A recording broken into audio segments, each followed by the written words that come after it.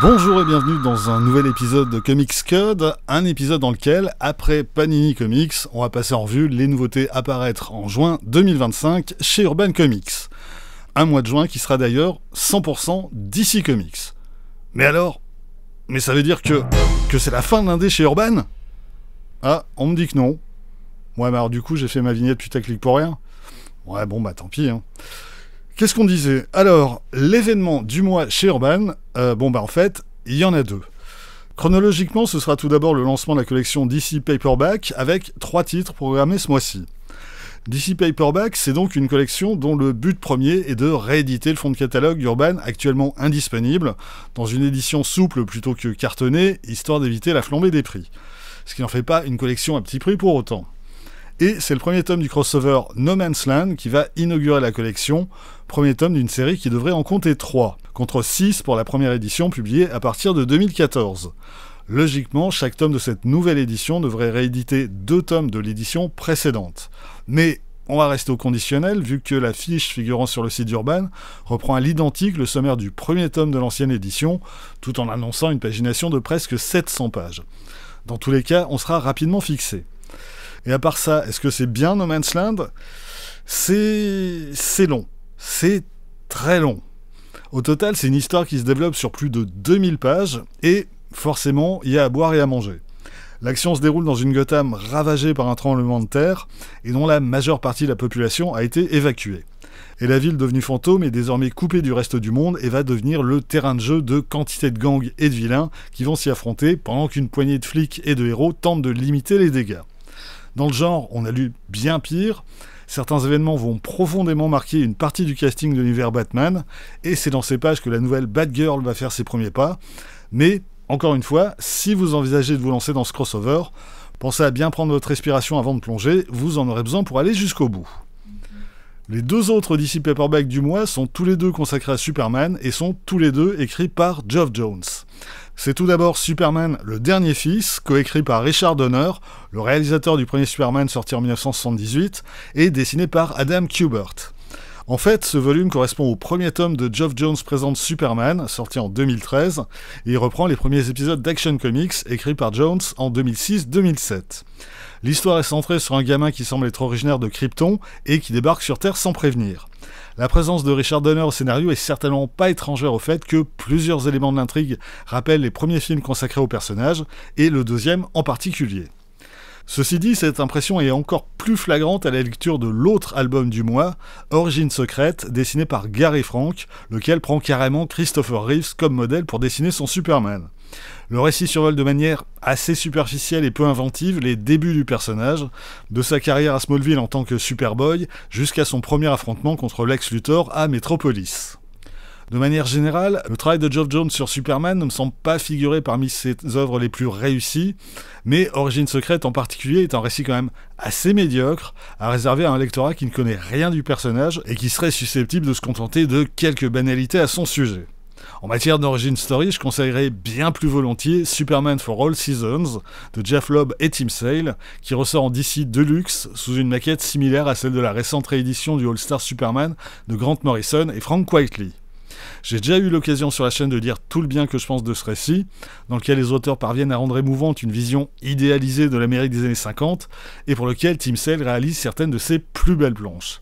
C'est clairement parmi ce que le duo a réalisé de mieux. Dans un tout autre registre, si vous avez un môme sous la main, il n'est pas interdit de lui glisser dans les pattes Superman Kids, un volume qui regroupe 5 épisodes de la série Superman Adventures, dont, semble-t-il, le numéro 41, 22 histoires en une page écrites par Mark Millar, accompagnées au dessin d'artistes aussi recommandables que Darwyn Cook, Cameron Stewart ou Joe Staton.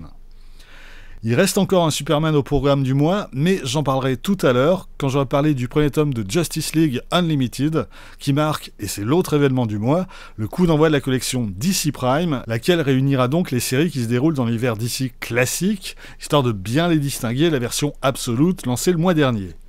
Justice League Unlimited, c'est la nouvelle série de Mark Waid et Dan Mora, et c'est surtout le retour de l'équipe disparue au terme de l'event Dark Crisis, laquelle équipe a décidé désormais de recruter large, en gros tout ce que l'univers d'ici compte de héros costumés est invité à les rejoindre, à bord de son QG fraîchement reconstruit. Justice League Unlimited se présente comme le titre véritablement au cœur de la nouvelle période qui démarre ici, et va notamment servir à lancer des intrigues qui seront ensuite développées dans d'autres séries. Ce qui est quelque peu frustrant pour le lecteur français quand on sait qu'Urban ne publiera pas la majeure partie des séries en question. Néanmoins, ces premiers épisodes se lisent très bien, les membres de la Justice League doivent multiplier les interventions aux quatre coins de la planète, dans une ambiance chaotique et dramatique typique de la série, qu'on est du coup ravi de retrouver en forme. A noter que ce premier tome contient également le one-shot DC All In Special, un double récit qui assure la transition entre Absolute Power et Justice League Unlimited d'une part, et qui marque la naissance officielle de l'univers Absolute d'autre part. Là encore, lecture recommandée. La même semaine, sortie du premier tome de Batman Ghost of Gotham de Tom Taylor et Michael Ranin, qui succède à Batman Nocturne et qui présente les derniers épisodes en date de Detective Comics. Loin des intrigues alambiquées de Ramsey, Tom Taylor opte pour un récit direct et efficace, qui revient en partie sur le passé de la famille Wayne, mais qui se concentre en premier lieu sur une série de meurtres visant de jeunes délinquants. Ces premiers épisodes sont tout à fait réussis, et bien évidemment la prestation de Michael Ranin n'y est pas tout à fait étrangère non plus. Et dans le même temps, Urban lance Superman Dark Prophecy, signé Joshua Williamson, Dan Mora et Eddie Barrows, mettant en scène les aventures de Superman et Superwoman. Ah bah ouais.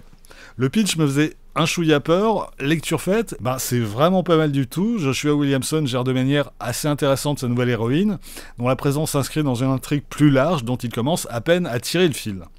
Superman période Down-Off m'avait laissé sur ma faim. Les choses s'annoncent plus intéressantes ici, en tout cas, là encore, pour l'instant. Mais mon chouchou du mois, c'est certainement le premier tome de Batman et Robin année 1 de Mark Waid et Chris Samnee. Soit, comme son nom l'indique, un retour sur les débuts de la carrière commune du Dynamic Duo. Le récit fonctionne très bien sur la relation entre les personnages, avec un Batman qui s'interroge sur ses capacités à s'imposer comme figure paternelle pour son fils adoptif, et un Robin tout feu tout flamme dont il est particulièrement compliqué de canaliser l'énergie débordante. Le tout sur fond de guerre des gangs à Gotham. Le scénario de Waid est tout à fait bon, mais c'est évidemment la prestation de Chris Samnee qui fait de cette maxi-série une véritable pépite dont chaque planche est un régal pour les yeux. À coup sûr, mon conseil du mois. J'allais conclure cette vidéo par le 5e tome de Poison Ivy, toujours signé de l'excellente équipe que forment J. Willow Wilson et Marcio Takara. Un 5e tome qui contient notamment l'épisode 25 de la série, lequel accueille différentes équipes artistiques le temps de quelques courts récits. Et puis, Vlatipak Urban Comics rajoute en dernière minute 10 titres à son planning, 10 albums consacrés à Superman, proposés au prix unique de 4,90 € et qui, semble-t-il, devraient être vendus exclusivement dans les magasins Fnac. Au programme, on aura Ennemi Public, qui reprend les 6 premiers numéros de la série Superman-Batman de 2003, par Jeff Loeb et Ed McGuinness. Supergirl, dans lequel on aura les numéros 8 à 13 de la même série, toujours écrit par Loeb, mais dessiné cette fois par Michael Turner. Superman Aventure, une sélection de 6 numéros de la série Superman Adventures, dont le numéro 1 qui figure également au sommaire du Superman Kids dont je parlais tout à l'heure. Brainiac avec Action Comics 865 à 870 par Geoff Jones et Gary Frank, soit l'équivalent du tome 5 des Geoff Jones présente Superman, moins le Superman New Krypton Special. Kingdom Come, la mini de Mark Waid et Alex Ross, qui du coup sera disponible dans un format plus grand et moins cher que dans son édition nomade. Superman Lost, la maxi-série de Christopher Priest et Carlo Pagulayan qu'Urban avait initialement publié il y a à peine plus d'un an.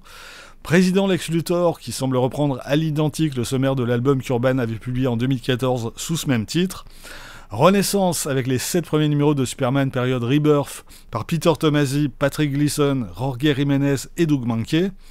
Son of Kal-El, avec les 6 premiers numéros de la série de 2021 consacrés à Jonathan Kent, plus l'annual, le tout par Tom Taylor et John Timms.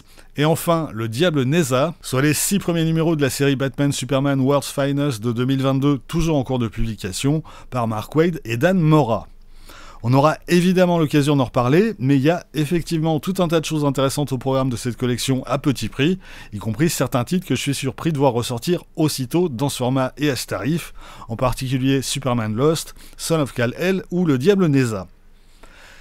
Voilà, c'est tout pour aujourd'hui, rendez-vous très vite pour la suite. D'ici là, vous pouvez vous abonner à cette chaîne, laisser un commentaire, partager cette vidéo sur les réseaux sociaux. Vous pouvez aussi, de temps en temps, retrouver les lectures de Quack Kent et de Bad Quack sur Instagram et avoir ainsi un aperçu du thème des prochaines vidéos. Et vous pouvez surtout lire des comics. Soyez sages et à bientôt.